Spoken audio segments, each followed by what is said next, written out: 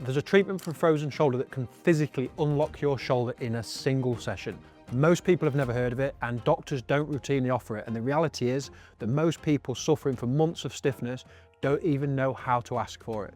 In this video, I'm going to tell you exactly what it is, how it works, and whether it's right for you. I'm Joe from Sharp Physiotherapy, and today we're going to be covering everything beyond physiotherapy for frozen shoulder. We're going to look at injections, a lesser known procedure that can make a massive difference, and surgery.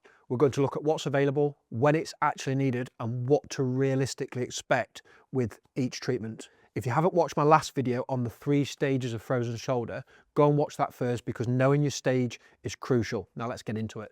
Physio is the foundation of frozen shoulder treatment at every stage, but for some people, additional medical intervention can make a significant difference, either by reducing pain enough to let physio actually work, or by directly tackling the tightened capsule itself. The critical thing to understand is that timing matters with a frozen shoulder. So the right treatment at the right stage can accelerate your recovery dramatically. The wrong treatment or the right treatment at the wrong stage can achieve almost nothing. So let's go through the options. First up is the steroid injection. You've probably heard of this one because your GP may have already offered it to you. A corticosteroid injection is an anti-inflammatory. It doesn't fix the capsule tightening, but it can significantly reduce the pain and inflammation that's stopping your physio from actually making progress. And this works best during stage 1, when you're in that early, painful, inflammatory phase, and use alongside physio at this stage. The evidence is good. Corticosteroid injections take only a few minutes to administer. It's usually done under ultrasound guidance, and most people feel the benefit within 1 to 2 weeks after the injection. Now, by stage 2, when stiffness is the dominant problem rather than inflammation, a steroid injection is much less effective, and that's where the next option comes in. Now, this is the treatment I mentioned at the start that's often not offered, and it's called a hydrodilation injection. And once you understand what it actually does, you'll get why it can be so effective. Just remember, frozen shoulder is a tightened, thickened capsule that physically restricts your movement. A steroid injection addresses the inflammation, but hydrodilation directly addresses the capsule itself. Now, here's how it works. So under ultrasound guidance, a clinician will inject a solution of saline into the joint capsule, and the volume of fluid physically distends the capsule. It literally stretches it from the inside out. And in many cases, the capsule will rupture under the pressure, and that release is exactly the point, because it's that restores the movement. Very often patients feel an immediate difference before they've even left the clinic after their hydrodilation injection.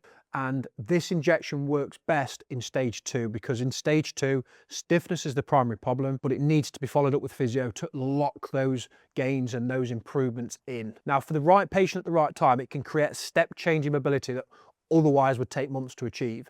It's not universally available on the NHS, so access can vary, but privately, it's much more accessible. So if you're finding yourself stuck in the frozen stage, your movement's really restricted, you can't get it going, and it's just going nowhere, this is absolutely worth asking about or looking into further. Most people, physio combined with one of those injections often gets them through the frozen shoulder completely, but for a smaller group where the shoulder remains severely restricted despite doing everything right, despite doing your physio, despite doing your injections, surgery becomes worth discussing. Now, it's worth stating that this is a minority of patients. Most people will never need it, but if you find yourself in that position where things just aren't improving, you've had intense physio, you've tried injections, you've tried a hydrodilation, here's what the options will look like. So the first surgical option is a manipulation under anaesthetic, or an MUA. So under a general anaesthetic, a surgeon will manually move the shoulder through its full range, physically breaking down the adhesions, the scar tissue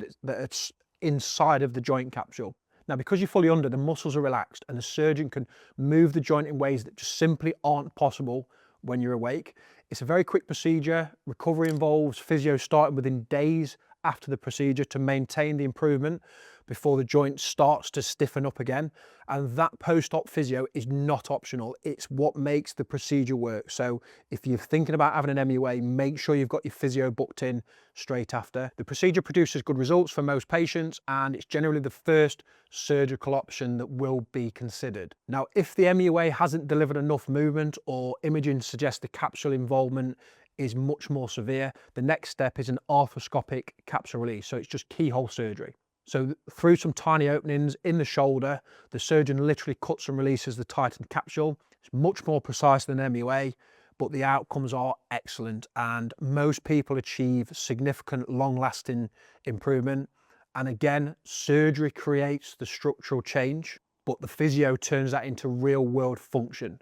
So you definitely need both. So there's your full picture. Steroid injection for the painful early stage, hydrodilation to unlock that frozen stiffness, and an MUA or capsule release if things aren't moving forward despite everything else.